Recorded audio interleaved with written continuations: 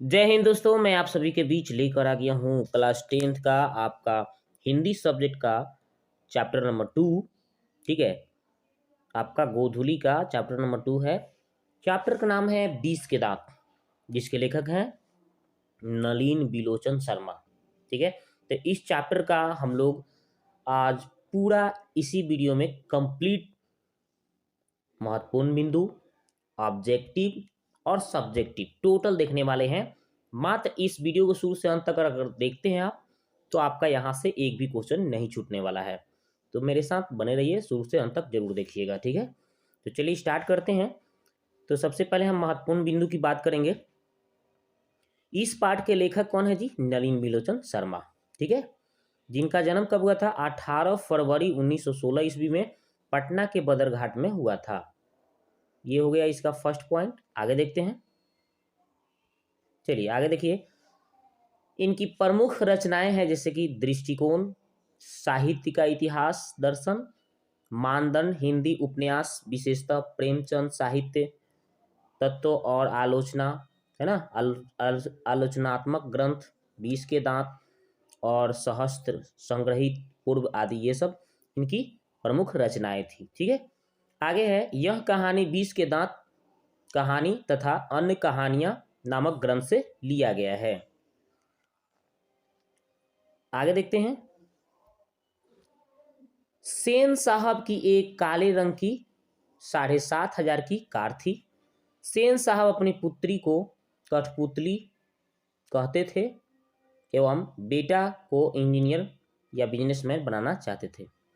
सेन साहब अपनी पुत्री को कठपुतली मानते थे, है ना, एकदम कठपुतली की तरह रखते थे, लेकिन बेटा को अपने क्या बनाना चाहते थे? इंजीनियर और बिजनेसमैन बनाना चाहते थे। ये भी ऑब्जेक्टिव में काफी बार आ चुका है एग्जाम में। ठीक है, गिरधर लाल जो मदन के पिता एवं सेन साहब के किरानी था। गिरधर लाल कौन था? तो मदन के पिता और सेन साहब का किरानी। मदन लट्टू घुमाने का खेल खेल रहा था, तभी कासू से उसकी लड़ाई हो गई थी। ठीक है, मदन ने कासू के 2 दांत तोड़ डाले थे। ठीक है, कितने दांत? 2 दांत।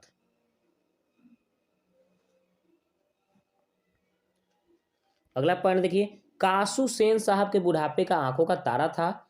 सेन साहब के धर्मपत्नी ने कहा कि ऐसा बच्चे चोर, गुंडा, डाकू बनते हैं। ऐसा ही बच्चे आगे चल के चोर, डाकू, गुंडा बनते हैं, सेन साहब की पत्नी ने कहा था। इसको? तो मदन को। आगे देखिए, महल और झोपड़ी वाले की लड़ाई में अधिकतर महल वाले की ही जीत होती है। यह कहानी महल वाले और झोपड़ी वाले के बीच की कहानी है। घर के सभी मामलों में कासू क्या था? तो अपवाद था। कासू यानी कि खोखा क्या था? अपवाद था। आगे देखते हैं। सेन साहब की 5 पुत्री थी। कौन कौन? सीमा, रजनी, आलो, सोफाली, शेफाली, आरती। ये 5 लड़कियां थी, याद रखिएगा। सेन साहब का एकलौता पुत्र था जिसका नाम क्या था? कासू, ये जिसको खोखा कहा जाता था। ठीक है ना। आगे देखते हैं, अब चलते हैं ऑब्जेक्टिव क्वेश्चन देखते हैं। नलिन बिलोचन शर्मा पटना विश्वविद्यालय के हिंदी विभाग के अध्यक्ष कब बने थे? तो 1959 ईस्वी में। आलोचकों के अनुसार प्रयोगवाद का वास्तविक प्रारंभ किसके कविताओं से हुआ है? तो नलिन बिलोचन शर्मा के कविता से। अगला क्वेश्चन देखते हैं। नलिन बिलोचन शर्मा के कहानियों में किसके तत्व समग्रता से उभर कर आए हैं? तो मनोवैज्ञानिक का। 20 के दांत कहानी किस वर्ग के अंतर्विरोधों को उजागर करती है? तो मध्यम वर्ग का। खोखा खोखी किस भाषा का शब्द है? तो बांग्ला भाषा का। आगे देखते हैं। सेन साहब की कितनी लड़कियां थी? तो 5 लड़कियां थी। सोफर शब्द का अर्थ क्या है? तो ड्राइवर। ऐसे ही लड़के आगे चल के गुंडे चोर बनते हैं, यह पंक्ति कहानी के किस पात्र ने कही है? तो सेन साहब ने।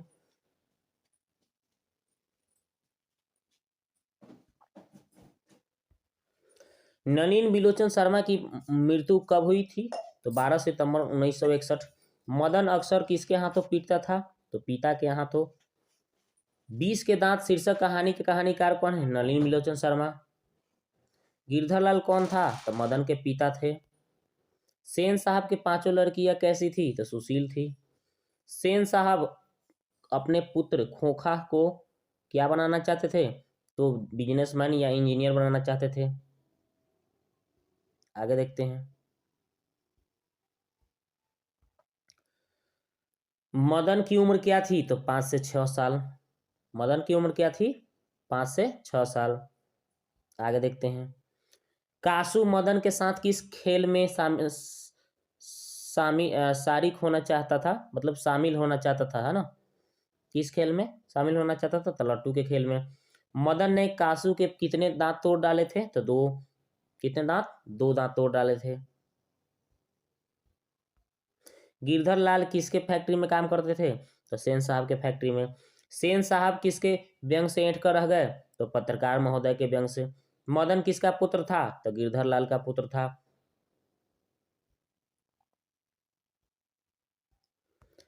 20 के दांत पाठ की विद्या है, तो कहानी है। सेन साहब की कार की कीमत कितनी थी? तो 7,500। नलिन मिलोचन शर्मा का जन्म कब हुआ था? तो 18 फरवरी 1916। नलिन मिलोचन शर्मा का जन्म कहाँ हुआ था? तो बदरघाट के पटना में। नलिन मिलोचन शर्मा के पिता का क्या नाम था? तो पंडित रामावतार शर्मा। नलिन मिलोचन शर्मा के माताजी का क्या नाम था? तो रत्नावती शर्मा। दृष्टिकोण किसकी रचना है? तो नलिन मिलोचन शर्मा की।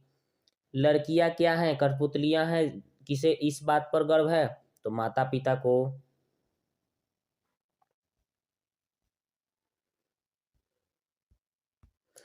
आगे देखिए। मोटर कार को किससे खतरा खतरा हो सकता था? तो खोखा से। सेन साहब की आंखों का तारा कौन था? तो खोखा। खोखा के दांत किसने तोड़ा था? तो मदन ने। चलिए नेक्स्ट क्वेश्चन देखिए।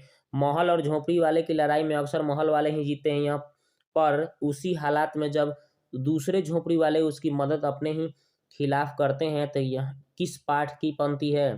तो 20 के दांत। सीमा, रजली, आलो, शेफाली, आरती पांचों किसकी बहनें थी? खोखा की।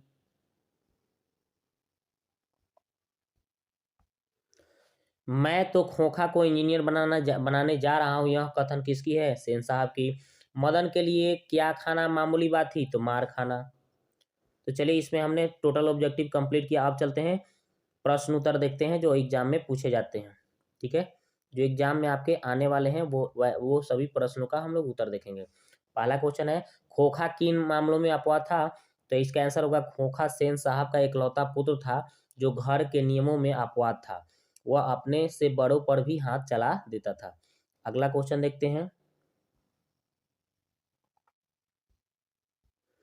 तो ये देखिए नेक्स्ट क्वेश्चन। सेन दंपति खोखा में कैसा संभावनाएं देखते थे और उन संभावनाओं के लिए उन्होंने उसकी कैसे शिक्षा तय की थी? सेन साहब और उनकी पत्नी खोखा को क्या बनाना चाहते थे? इंजीनियर या बिजनेसमैन बनाना चाहते थे। इसलिए सेन साहब अपने बेटे को स्कूल न भेजकर घर पर ही शिक्षा देने के लिए तय किया था। घर पर ही ऐसा शिक्षा देने का तय किया था। ठीक है, अगला क्वेश्चन देखते हैं।